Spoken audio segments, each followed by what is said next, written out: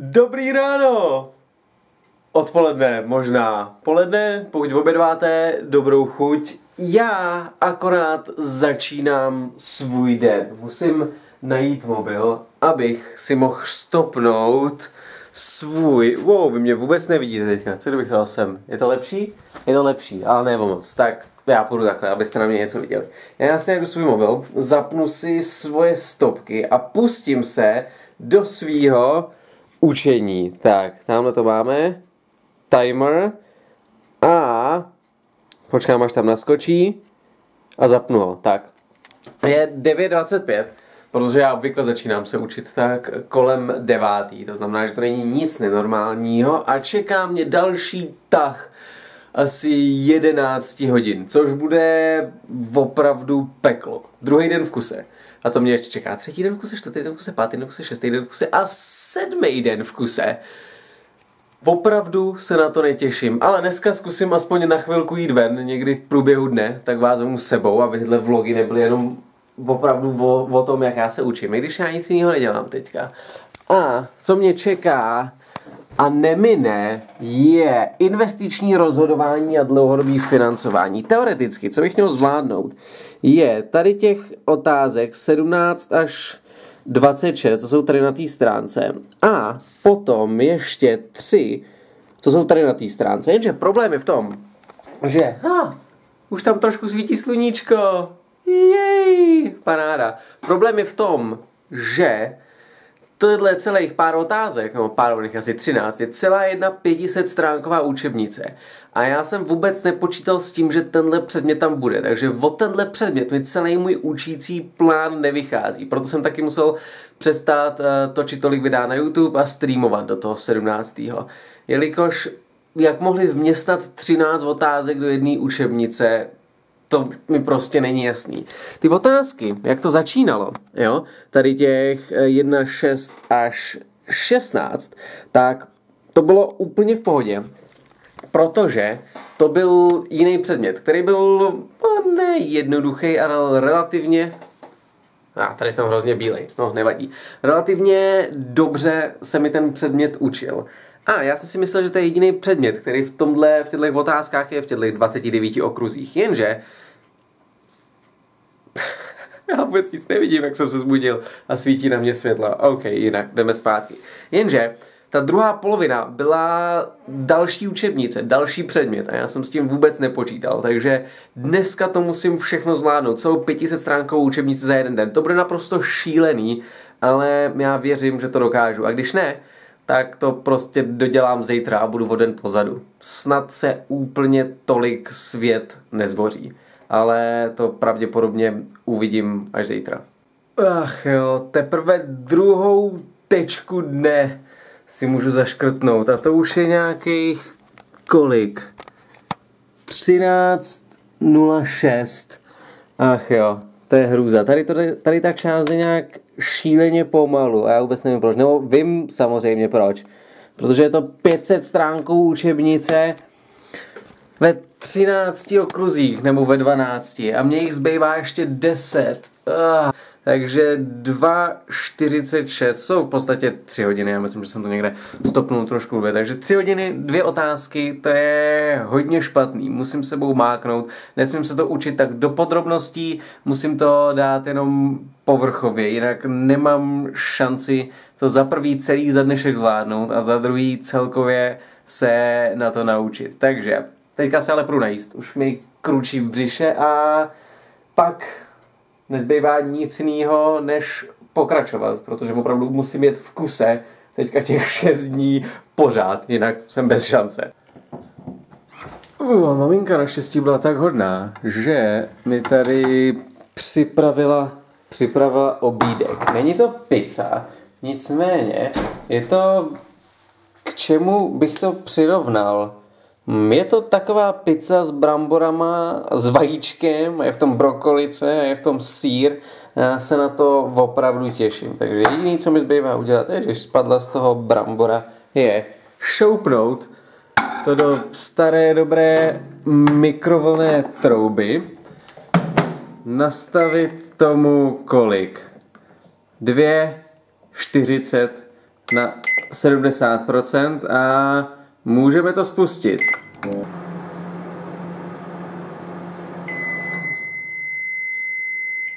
Pip.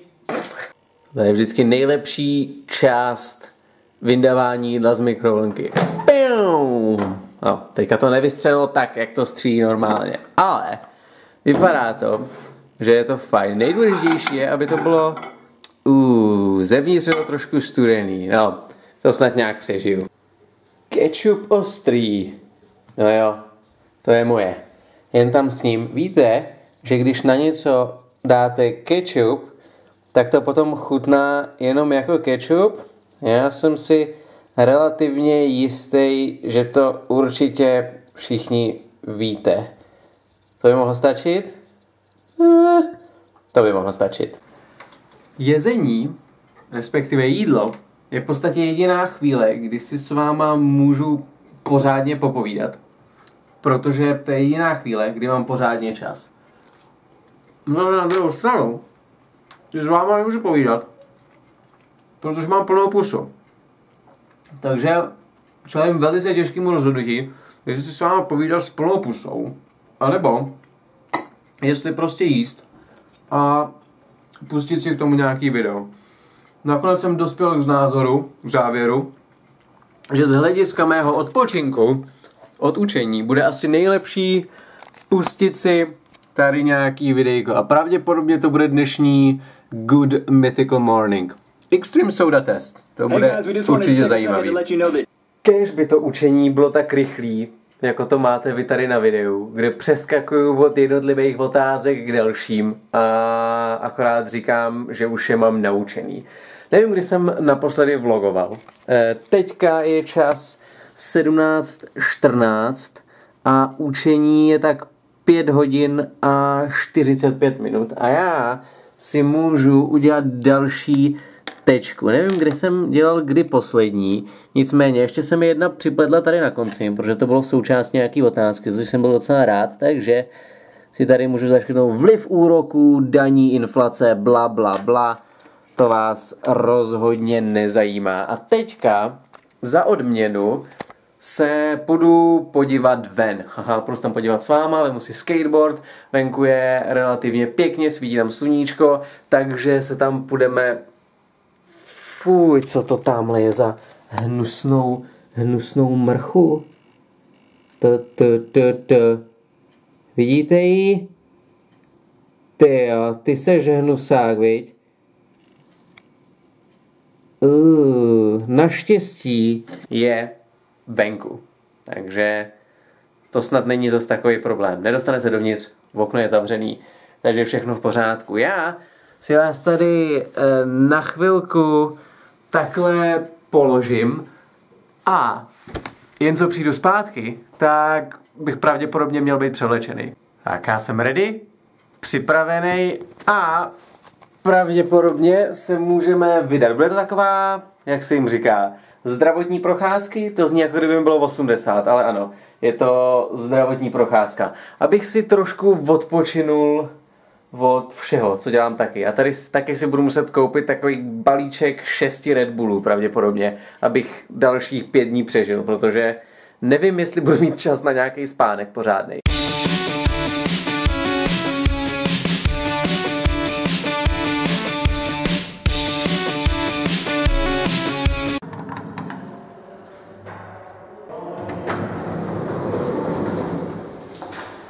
Tada!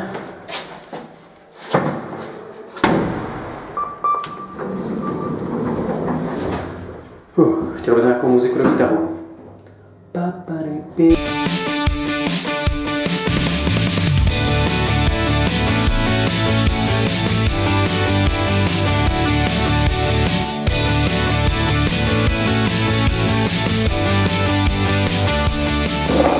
Tak já nevím, jak mě slyšíte, protože ten skateboard dělá hrozný bordel, ale nakonec jsem se voháknul trošku víc, protože se zkusím skočit podívat ještě na poštu, když tam náhodou, a jsem vběh do silnice, když tam náhodou budou mít otevřeno.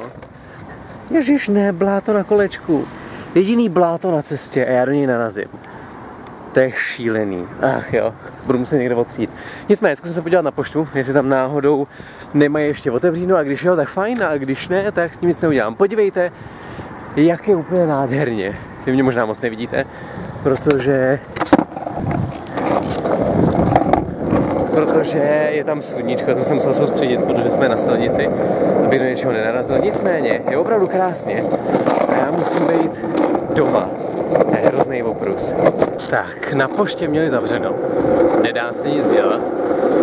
Ale ještě pořád mi zbývá zajít si do Teska pro nějakou tu energii. A podívejte, jak je to naprosto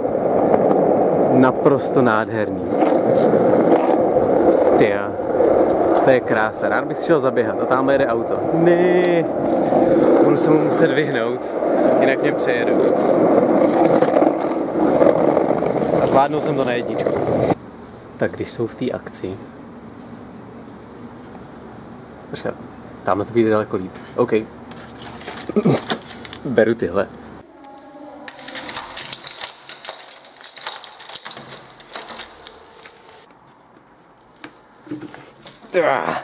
No tak. Otevři se. Jak je rok dlouhej, tak energetický drinky nepiju. Tak doufám, že to na mě aspoň teďka bude mít nějaký efekt. Opravdu. Normálně to vůbec nepiju. Ale teďka je speciální příležitost. Ne v dobrým, ale ve špatném slova smyslu speciální. Tak na zdraví.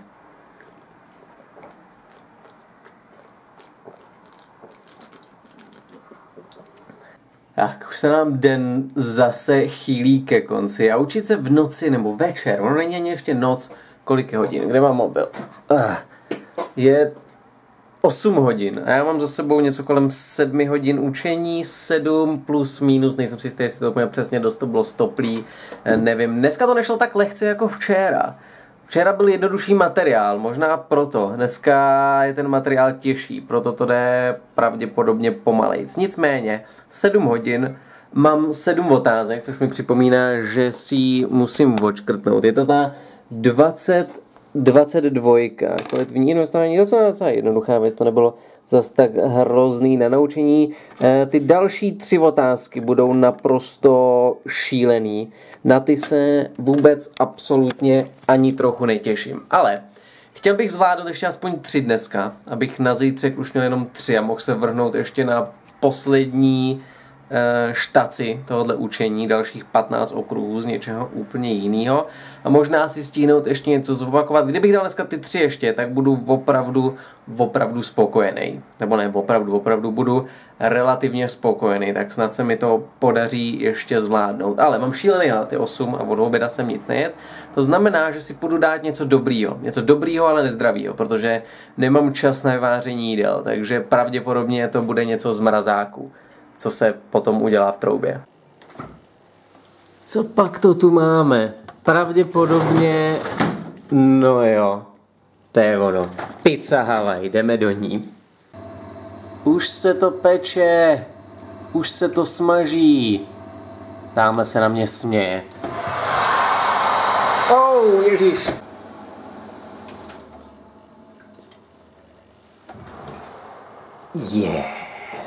Mňam, mňam, mňam.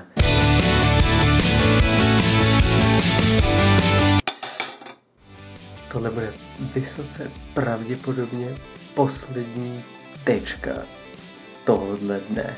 Myslím tím otázky. A taky tečka za tímhle vlogem. Pro dnešek.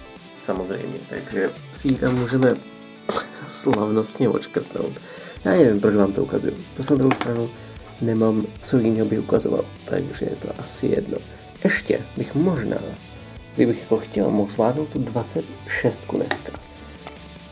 Ale vzhledem k tomu, že už jsem se učil asi nějakých 9,5 hodiny, totálně nezbývá žádný síly, ale musím aspoň ještě jednu bych chtěl zvládnout. Uvidím, jestli mi to půjde. Podívám se na nějaký video, půjdu si lehnout do postele vemu si k sobě učící materiály a uvidím, jak usnu. A to bude pravděpodobně poslední věc, kterou dneska udělám. Usnutí. Samozřejmě. Jak jinak.